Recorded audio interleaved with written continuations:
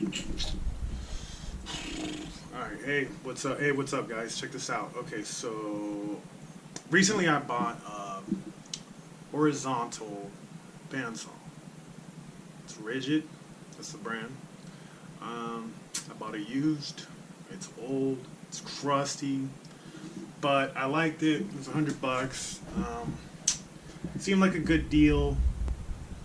But now one of the blade guides, the tensioner part on it broke. It is made out of cast iron. It's like a really grainy cast iron, so it just deteriorated. Fell of the nut that goes on top of it that was like molded into the top of this little inner sleeve, or this little, whatever you want to call it. Oh wow, it cracked. Yeah, so it's broken. So what I tried to do was, see, this is the part right here. This little piece. And it had like a nut kind of like this, except this isn't the actual nut. It was a lot thinner. You put the bolt through, you put this bearing on, and you turn it. See how it has a hole over to the side? You turn it, and the closer you get to the blade, the more tension it puts on it. Well, so it's bad. It's old too, so when I went online to try to find parts, I didn't see anything. The only thing I really saw was like a universal, like complete guide set that comes with all three, the ones on the sides and the one that the blade rests on. There's probably a way to buy one of those and retrofit it, but I'm gonna try something different. So the first thing I did was I just grabbed some random nut that I had that I think is same thread as a O2 sensor. Parts stores sell these as bungs, even though they're not round, but you're supposed to weld it on to some, if you want to put an O2 sensor on it. Just something I have, and so I tried welding that on top, and it was really hard to weld on at first because it's like really cheap cast iron metal. But I got it on there, but unfortunately, it doesn't allow for a proper seat. So when you tighten down on it, it actually puts tension on the bearing itself. So I am going to at least try, because they don't really make parts for this thing, going to try to make my own. So I got this 5/8 round stock, and I had 1/2 inch, and I tried that. 1/2 inch was too small. So this 5/8 is pretty much on the spot. Only problem is it doesn't quite fit. You can tell it wants to go in, and it might be, maybe this the inside of this bearing is a little damaged, but it's not going in. These are actually very common. I think this is like a 102 bearing. You can get those at part stores. These are used for alternators and a bunch of other stuff. So all I really got to do is shave this down just the slightest bit, just to make it fit in there. Then I'll cut a piece off, and then I don't know if I'll use this nut because it's got a lot of weld on it, but I'll just try to find some nuts that I want to use, and that should fix the problem. So that's what we're doing.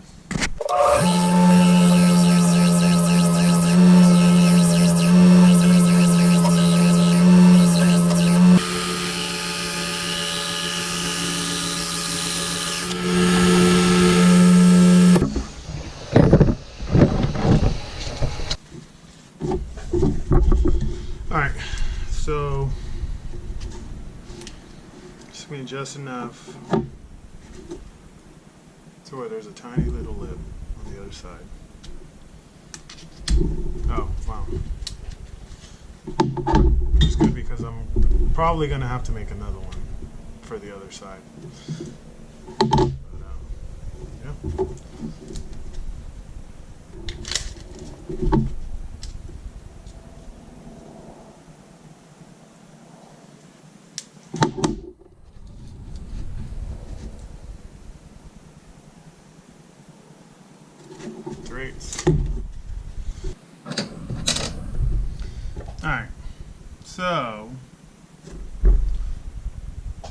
I got my little piece of stock, round stock. It's very pretty.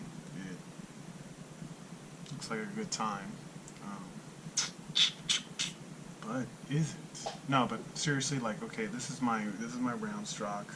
Okay, so I got my little piece of sweet round stock. Cut it down. I just used a grinder. It's perfectly flat cut. Just kidding, it's not. So,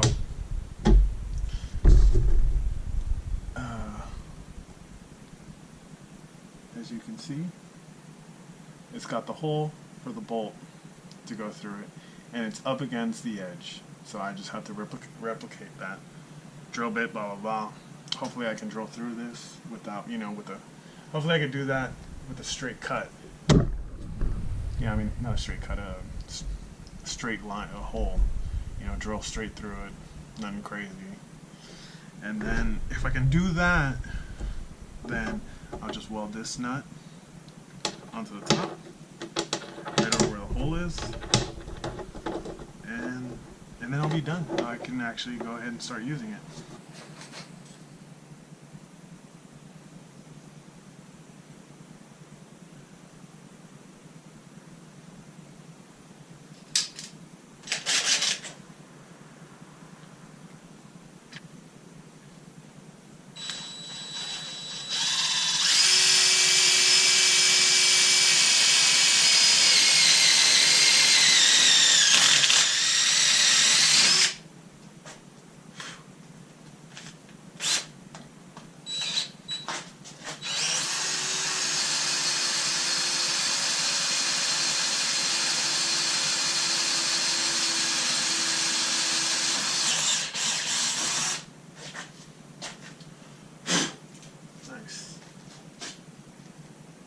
I owe you my life.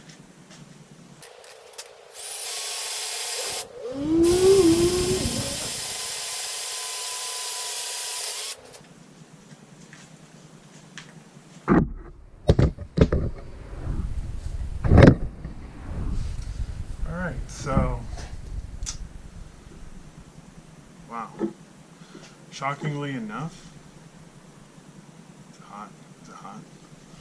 Shockingly enough, this came out really good. And you got to enjoy me struggling with drill bits. Look at that. Pretty much exactly the way you want it. You see that? It's nice, huh? Hey, welcome back. So, you saw me enjoy myself with the drills.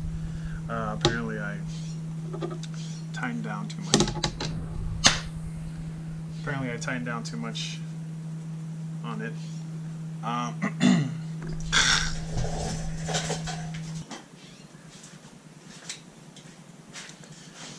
Gotta love a good burn. Anyways, apparently I tightened down too much on this, changed the shape, so I had to resand it down, but it is now good. Check it out.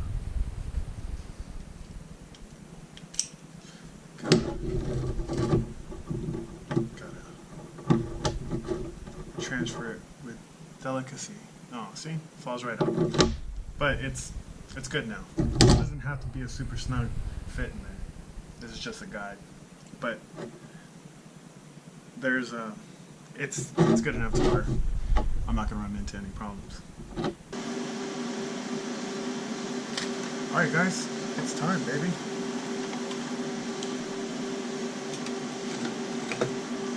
Let's get some more dinner. This is gonna be fun. It's really small. It's a really small piece. There's nothing fun about that.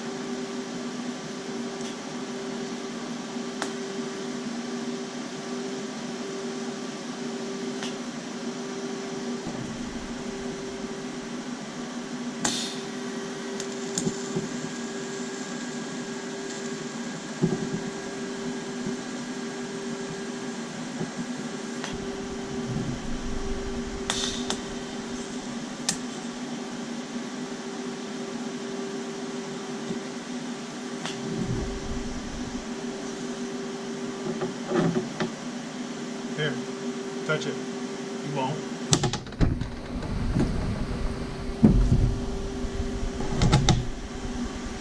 There it is. This is ugly. But I didn't really expect much. So, we'll hope that works. Gotta let it cool down.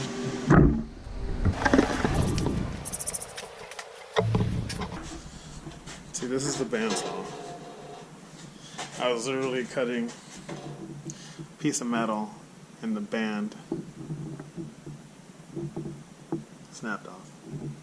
So I went to go get a new blade, and that's when I noticed that that guide was broken. And as you can see, the other one's pretty much broken too. Like the moment I move this, it's gonna fall apart. These are still in good condition, but these are how they're supposed to look. See how it's a nice little flat nut, but it's okay. My solution should work, and we'll check it right now.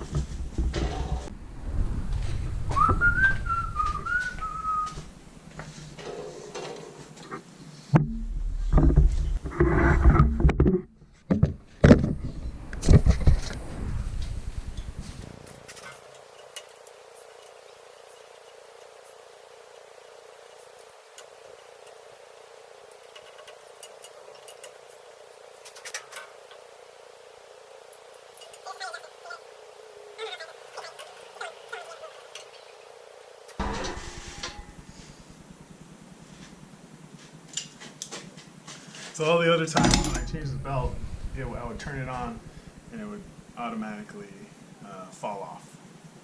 So.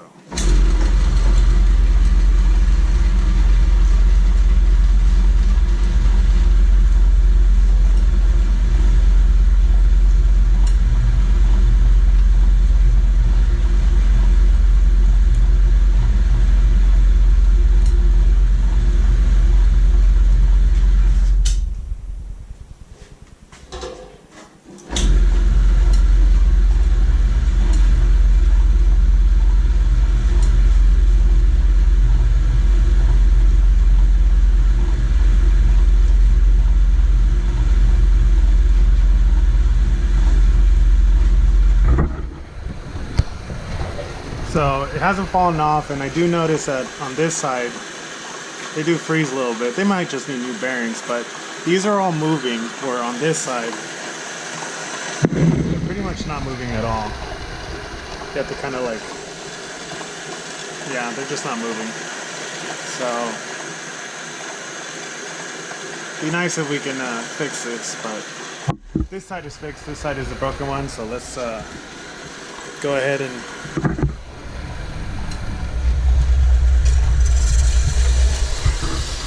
go back to cutting this piece of metal that I was cutting last time. This is way further than I was able to go all the other times, so I'm guessing it is fixed. So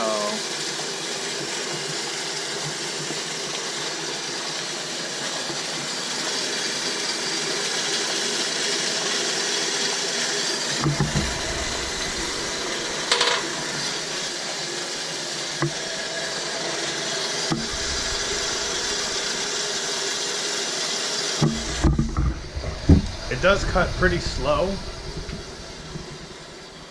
but it works. And not only does it work, it's working now after I've fixed it. So, you know, just when you guys have stuff that's broken, don't give up on it. You know, try to find your own solution. Obviously, if you can find parts online, just go with that. I don't know. As I'm looking at the design, I'm pretty sure if I looked hard enough, I could find some kind of replacements. Super universal. Well, those bearings are used in the automotive industry, on all types of cars and stuff, and I mean they're being used on this saw. So there's probably endless things that use that. So yeah, hope you guys enjoyed this. Kind of boring, but you know, gotta make content. So that's what I did. All right. Next thing actually what I'm cutting is, this is 2.5 inch tubing. That's gonna go inside of this thing. I'm making some jack stands, so I can finally continue to do that. I'm gonna make one, see how it comes out. If it's nice, I'll make a video about making the next one. Alright guys, well, yeah, I'm out.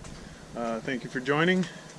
If you like this video, like it, and unless you're very strict about how many subscriptions you have on YouTube, go ahead and subscribe, and keep on welding.